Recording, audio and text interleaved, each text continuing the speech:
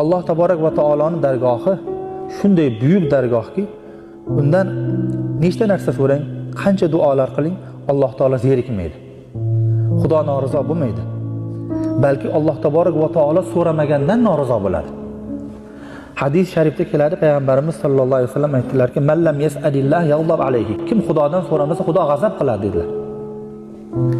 Dunyoda bir odam har qanaqangi katta saxiy bo'lsin, agar birorta odam subuh vaqtida kelib, ertalab bomdodda bir narsa so'rasa, keyin bir soatdan keyin kelib yana so'rasa, bir soatdan keyin yana so'rasa, u saxiy oxiri yuragi siqilib tang bo'lib ketadi.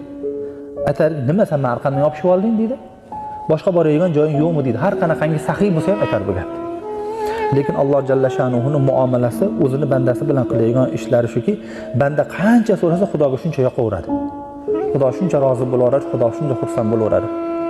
Kichkinadan kichkina narsani ham so'rang,